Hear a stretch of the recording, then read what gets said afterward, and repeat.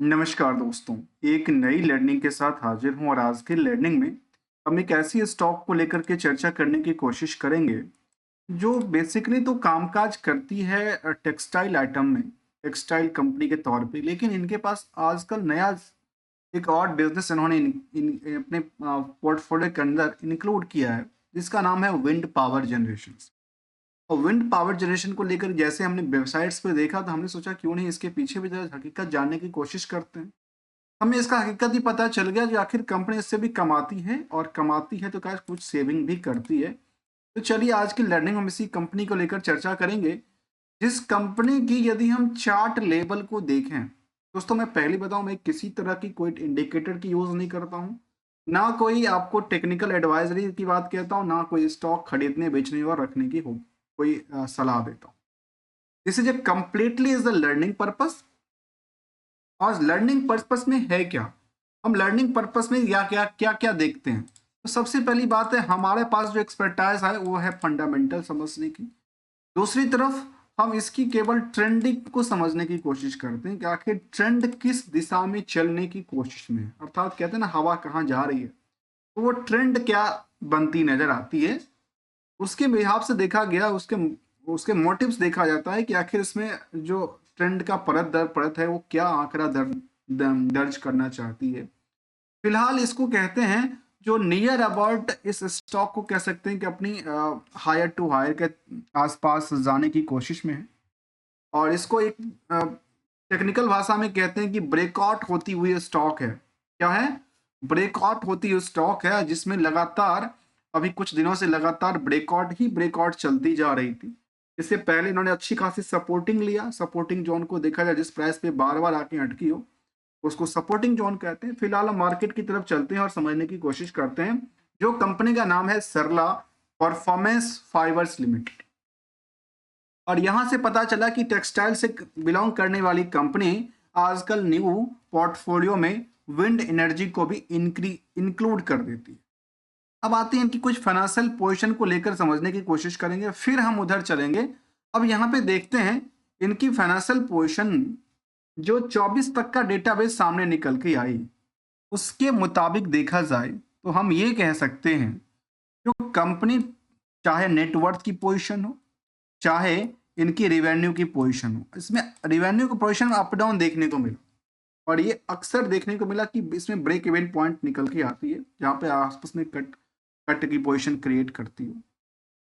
यदि इनकी profit after tax की बात करें तो नियर अबाउट कह सकते हैं कि जो इनका परसेंटेज है खास करके नेटवर्थ को लेकर के या फिर सेल्स को लेकर के, उसके बेसिस पे जो परसेंटेज है प्रॉफिट को वो न्यूनतम सी मात्र बनती नजर आती। जबकि इसका परसेंटेज वायो वाई के मुताबिक देखा जाए तो करीब 1% गिरावट के साथ साथ नेट इनकम साइड में 54-55% तक की वृद्धि दर्ज करती है। और क्वार्टर ऑन क्वार्टर बेसिस की डेटा को देखा जाए तो यहाँ की ट्रेंडिंग एक लगातार अप ट्रेंड के लिए खुलती है। यदि सेल्स अप ट्रेंड में हो, प्रॉफिट अप ट्रेंड में हो और साथ में बाकी जो इनकी लगा रख रखाव और बाकी एसेट्स की बात कहती है वो अप ट्रेंड में हो तो मार्केट को चलना स्वाभाविक सी बात है, ऐसा पॉसिबल है।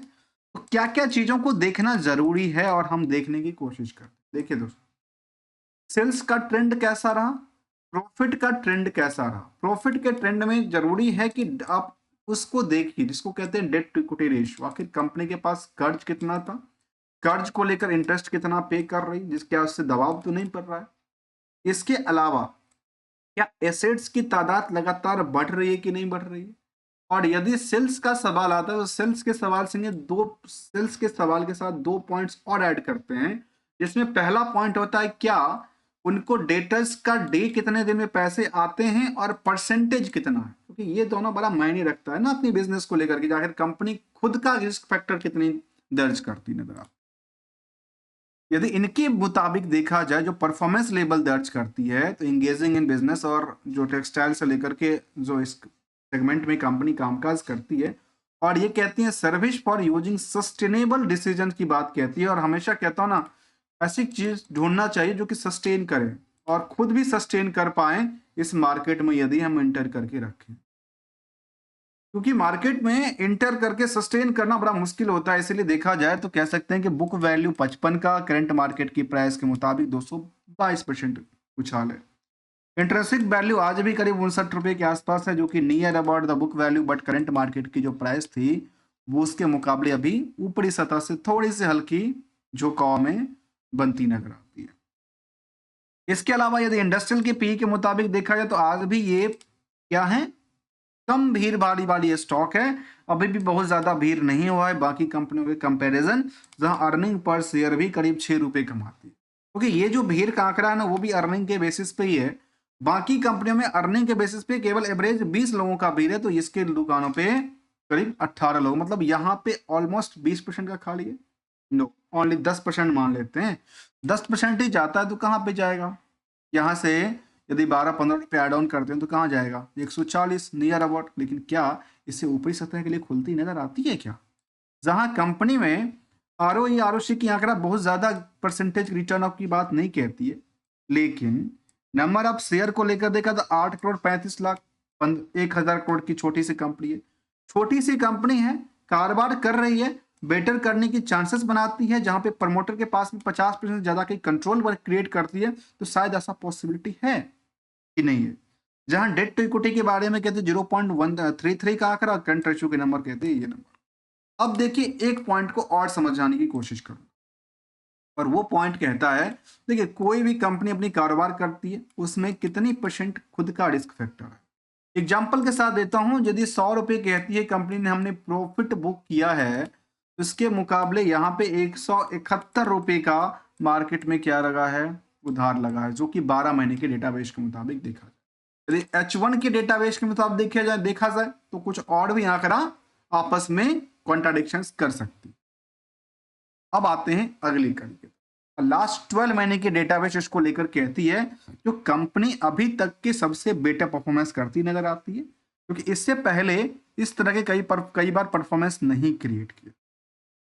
ऑपरेटिंग प्रॉफिट सस्टेन कर रही है, प्रॉफिटेबिलिटी का बेटर भी नंबर की बात कहती है, और कंपनी में जैसे हमने कहा कि इनका इंटरेस्ट की बर्डन उतनी ज्यादा नहीं रही है, अदर सोर्स ऑफ इनकम काफी बेटर रहा है। इसके अलावा आखिर एक सवाल आ जाती है, अच्छा कंपनी जो करती है ना, उसमें कौन सी सेगमेंट से सबसे ज्यादा करती है? क्योंकि पीयर्स में ये चीजों को मायने रखता है। क्योंकि जब हम इंडस्ट्रियल की पी को देखते हैं तो हमारे सामने ये भी चैलेंजिंग आता है ना कि हम इसको कंपेयर कहाँ से कर रहे हैं, इस पॉइंट को किस सेगमेंट से कर रहे हैं? क्या टेक्सटाइल से कर रहे हैं? क्या हम उसको किस बिजनेस से कर रहे हैं?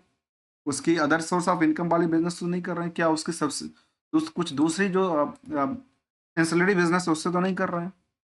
तो यहाँ पे H1 के डेटाबेस के मुताबिक देखा जाए तो कंपनी का जो परफॉर्मेंस रहा सेल्स को लेकर के काफी बेटर रहा है। हर एक पहलू को देखकर देखा जाए तो सेल्स लगातार बढ़ी, प्रॉफिट लगातार बढ़ी है नंबर को लेकर के, लेकिन परसेंटेज को लेकर के कई बार अप डाउन का सिचुएशन क्रिएट हो जाती है।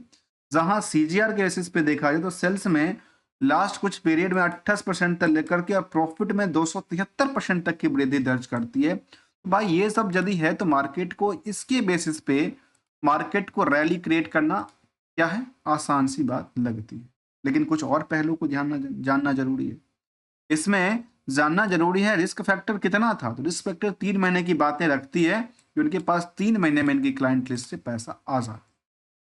और जब हमने इंडस्ट्रीज के बेसिस पे चर्चा किया था, स्टैंडअलोन डेटाबेस के मुताबिक जो पिछले 4-5 क्वार्टर को आप डेटा को देखेंगे तो पिछले कुछ पीरियड का डेटा में देखें तो आज तक में सबसे बेटर डेटा कब का था?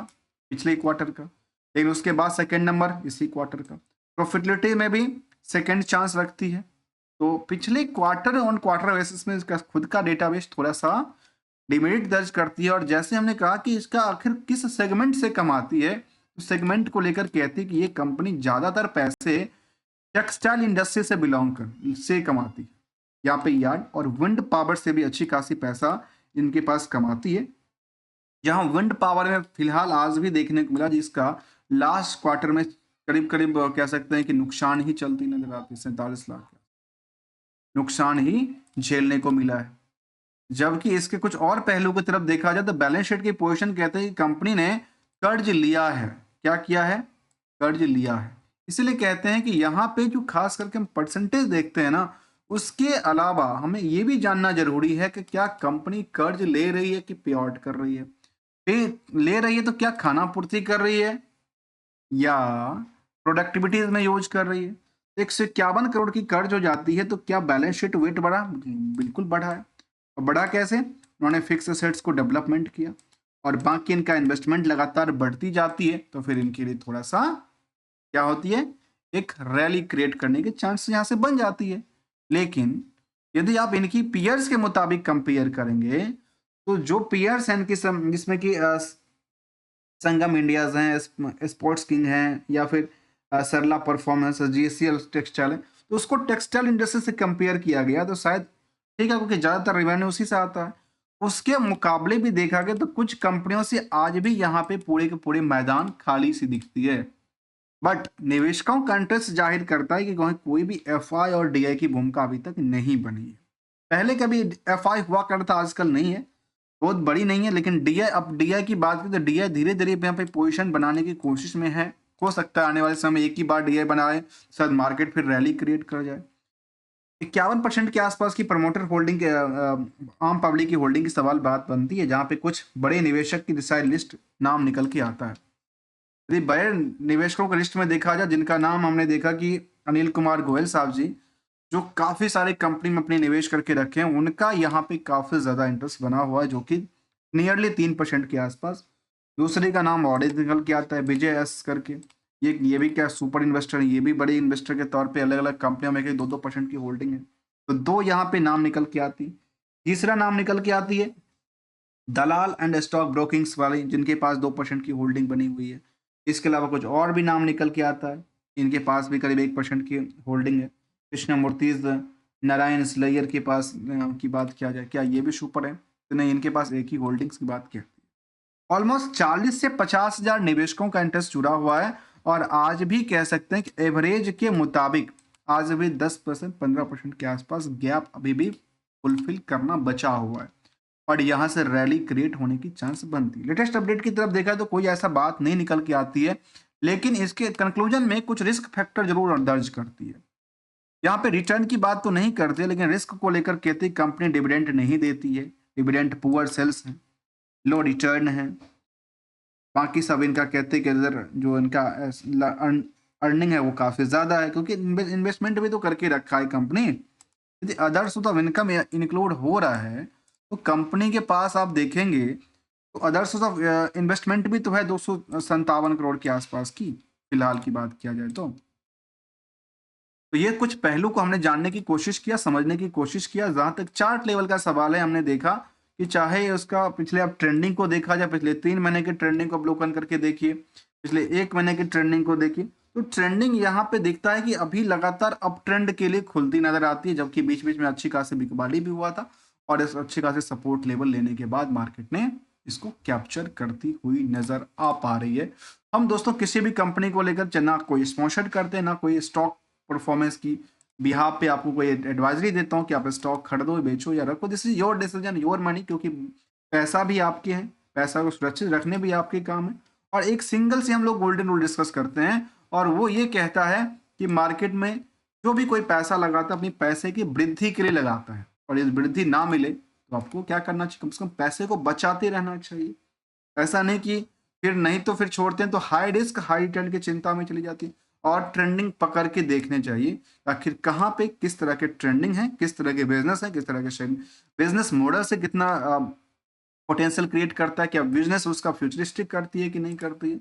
ये सब फंडामेंटली क्या स्ट्रेटजी इसके लिए है, इसलिए हम इसको थोड़ा सा फोकस करते हैं, ध्यान देने की कोशिश करते हैं।